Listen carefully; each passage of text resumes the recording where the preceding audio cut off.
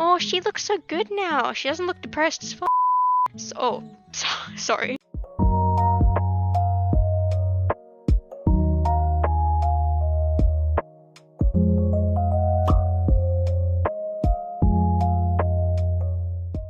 Hello everyone, and welcome to the last part of Cateau, I believe. I believe I am at the end. I don't know how long this part's gonna be, but we'll just get into it, I guess.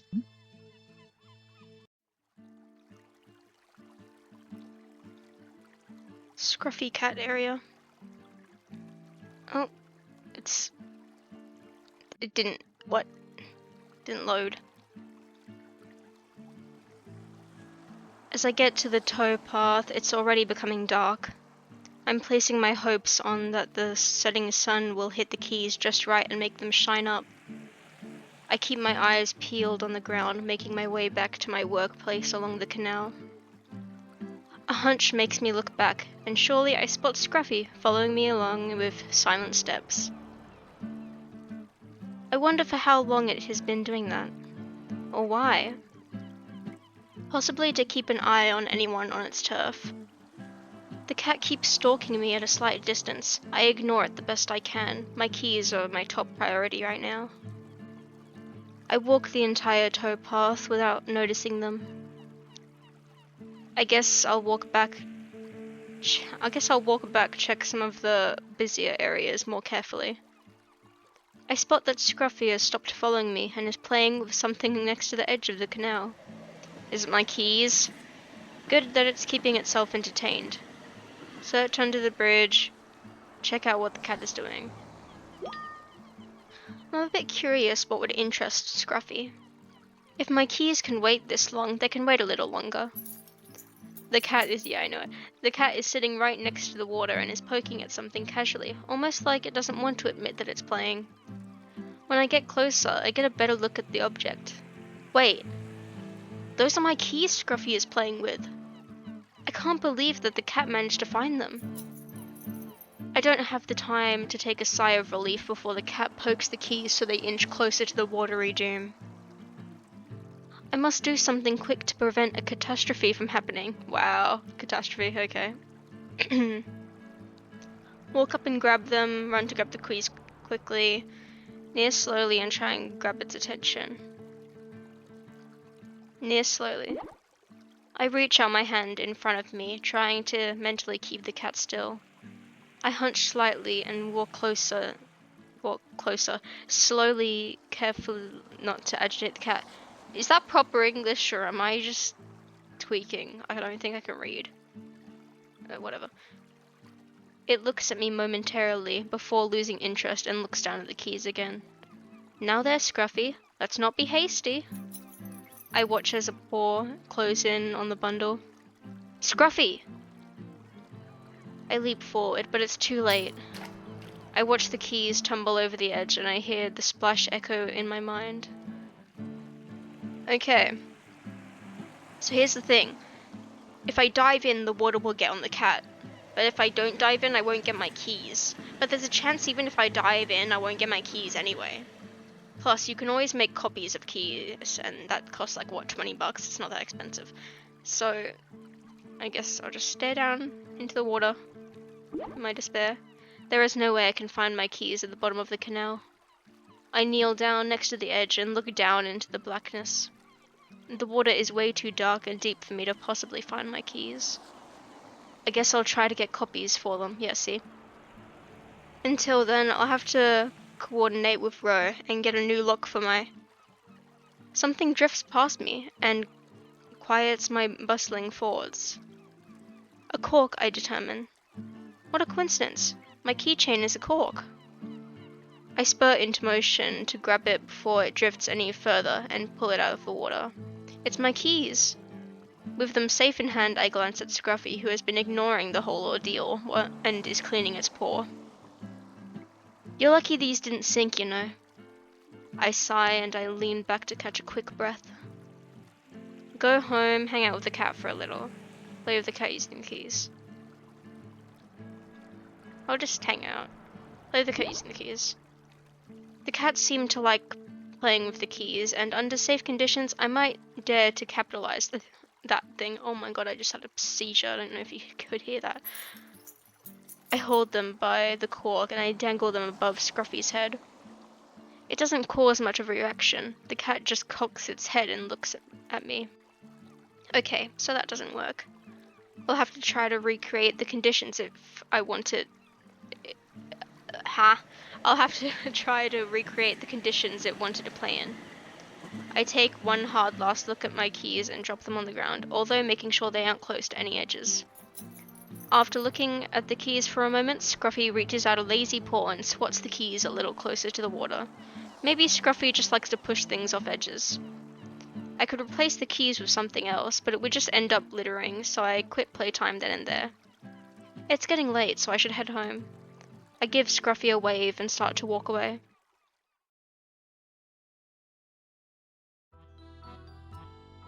Dun dun dun dun dun dun. I walk down the very familiar towpath. I wonder how Rosella's doing at home. After a while, I recognize faint footsteps behind me and turn around to see that Scruffy is still following me. Yes! Second cat secured, I hope. I shrug, thinking it'll stop eventually, but as I leave the towpath, it is still following me. You coming with me, huh? Scruffy responds by following along the way to my door. This is my stop. Scruffy has stopped and is looking at me, waiting. Having said goodbye, I open the door, only for Scruffy to waltz on in like it owns the place. The cat looks around and jumps on the sofa to get a better look at things. Ro, we have a visitor! It takes Rosella a moment to make it to her door, and when she steps out, she has Olive in tow.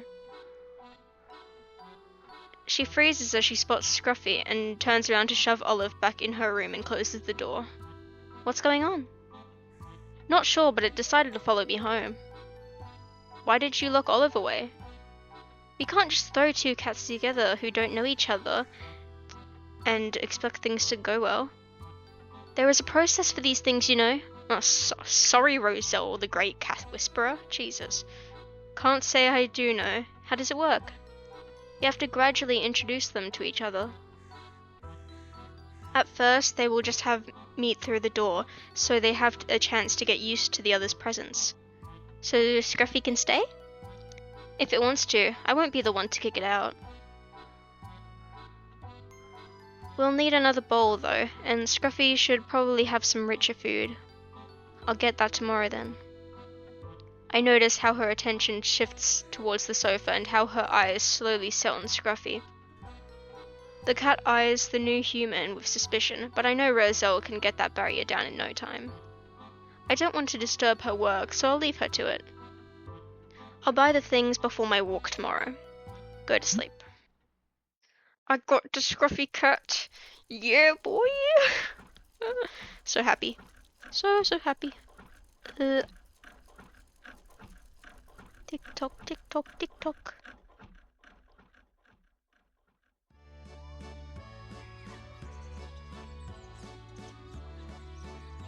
I've bought a few new things and I'm heading out for my Sunday stroll. By the look of it, this morning Scruffy and Roselle are getting along well, so I'm not the slightest bit worried about leaving them alone together. As I near the pedestrian street, I peel my eyes, trying to spot a certain kitten. I'll most likely find it in its usual spot, but I don't trust it not to have moved. I see the tree in the distance, and it grows closer as I walk. There's no kitten to be seen. I reach the corner and circle around the tree, but I can't see Ginger. Maybe it actually got home. If that were to be the case, it would be great. A meow crushes my hopes and I look around, still not spotting it. The next meow I can tell comes from above, and I look up. Ginger looks down at me from a high up branch in the tree. What's it doing up there? It doesn't look very safe. I haven't climbed a tree in ages, but I did some back in the day. Except for the first part, it looks like a pretty easy climb. Find something to climb on, climb up using raw power, see if you can get it to come down on its own. It isn't certain that Ginger is really stuck, and it would be a shame to do anything risky if it wasn't necessary. I'll try and see if it will come down on its own first. I stand next to the trunk and call to the kitten.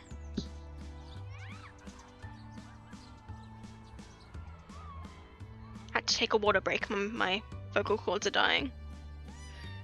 Ginger meows back and I see it moving its paw slightly, but not moving away from its spot high up in the tree.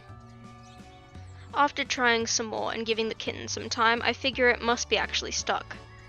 It's possible that it's just too scared of the people to come down, but when is Paris ever empty? I have to do something, it needs my help. Find something to climb on. Well, I'm not gonna call somebody. Oh, find something to climb on. I look around, finding a wheeled garbage bin around the corner. I'll put it back when I'm done with it, but for now I pull it next to the tree. Careful not to scare the kitten any further, I climb up on the bin. From there, it's not going too great of a task to find footing at the lowest branch. I look up and the kitten stares back at me, meowing meekly and visibly scared. Someone must have startled it up there and it doesn't know how to get back down. It looks at me and I'm fairly sure it recognizes me. Climb with caution. Climb really slowly. I really can't afford scaring it any further up the tree. Ginger is already out on 2 very thin twigs. With all of its claws it's sticking to the wood and I don't want it to let go of that grip before I can catch it. I slowly move to the next foothold and then pause there until Ginger stops watching me. Then I advance to the next spot. It's very slowly going and my arms feel a bit tired, but I eventually reach the same height that Ginger's at. The kitten, however, is just slightly too far away. I might be able to lean out to grab it or possibly lure it closer. Coax it with food, reach for it, coax by calling. Reach for it, calling. Here, kitty kitty.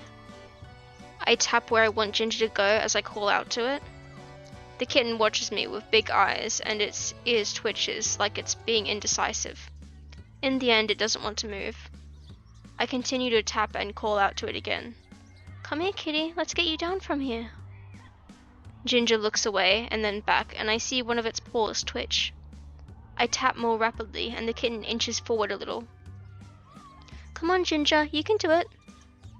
Slowly, it crawls closer and I say, ugh. Slowly, it crawls closer and I continue to encourage it. When it's finally close enough, I make sure I sit well before grabbing it with both hands. Ginger meows loudly, but doesn't put up much of a struggle. I bring it close to me and pet it reassuringly before reaching for my bag. It's probably safer for it to be in there. After all, we both have to get down as well. Luckily, I'm better at this than Ginger is, and I make my way down to the fork with ease.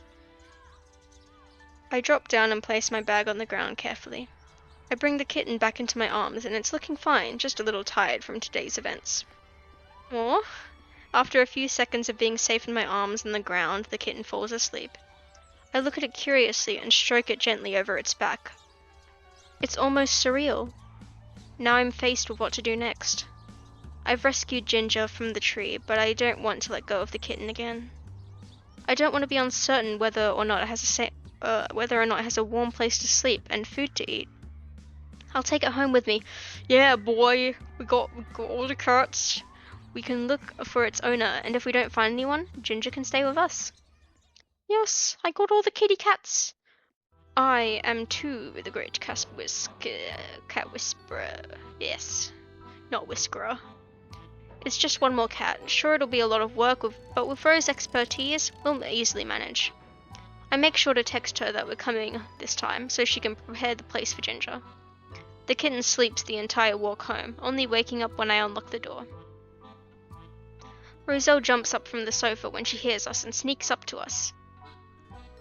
Where's Scruffy? In your room? She reaches out a hand and tenderly strokes the kitten's cheek. Hello there, sleepyhead. Maybe because it isn't very tired, or maybe it's because of Roselle's magic, the kitten isn't scared by her touch. It didn't say isn't tired, it said is tired. I just saw it anyway. It was stuck in a tree, so it's pretty tired right now. Oh no. I'm glad it got down safely. How about we fetch Ginger some food and water and you can tell me all about it? Sounds good. Will you take it? She nods and I hand her the sleepy kitten. Seconds later, it's hungrily feasting on its food, and I sit down next to Ro in the sofa for the first time in a very long time. Is this it? Is there more? Oh no, there's more. Okay. Some time later.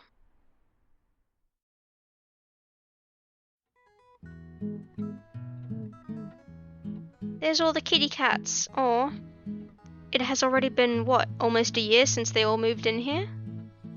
So much has happened. The chaos the first weeks when introducing the cats to each other are long over, and they're all getting along very well. Is that a real mouse or a fake mouse? A little too well, actually. Me and Ro are outnumbered 2 to 3 in most matters.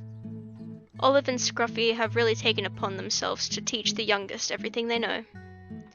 Ginger's not shy and scared anymore, but I wish they could have held back in some matters, as the mischievous, playful little thing never ends bringing trouble. We have surprisingly calm time together as we wait for Ro to come back in with the mail.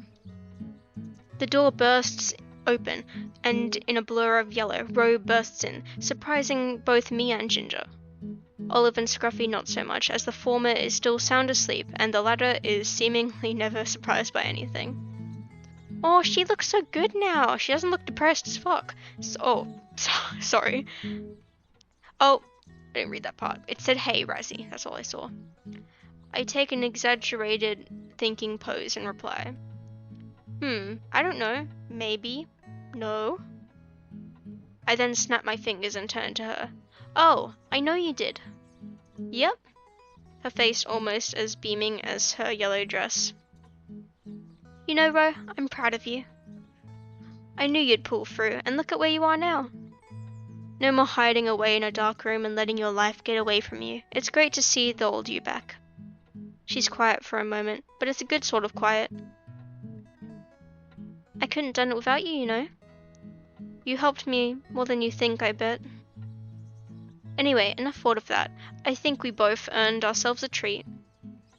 Well, you did all the earning really, but I won't complain. With that, we leave the apartment under the competent supervision of Scruffy, who would maintain order while we were gone.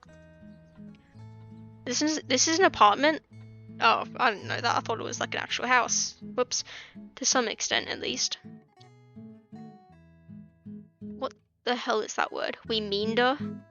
We meander around for a good long while before choosing a cafe to stay at. Yep, okay. After that, we continue to walk without any clear destination, like the good old days.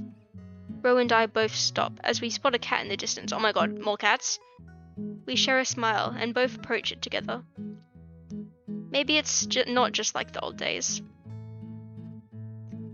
So, now that you graduated, do you still want to go through with it? Of course. The cats helped me find myself again, so I want to give something back. We'll need a bigger place. It might take some time, but I want to create a cat shelter better than any other. We crouch down not to frighten the cat as we close in. What should we call it? How about Cateau? Okay, well done. Ah, that is so loud. Oh my goodness. My eardrums. Ah.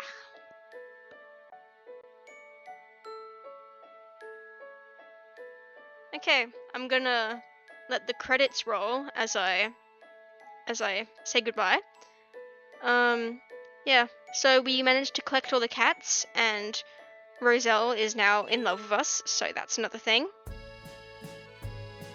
Don't act like I didn't see you blushing, Roselle. I saw it. I know you love us. Yeah, she seems very happy now, and we were able to collect all the cats, and it seems like our future together, we're getting a big house, and we're gonna make a cat shelter. See the photos of the designs? That's the designs of the cats. Yeah. Hi. Yeah, you're welcome. Thanks for playing. You're welcome.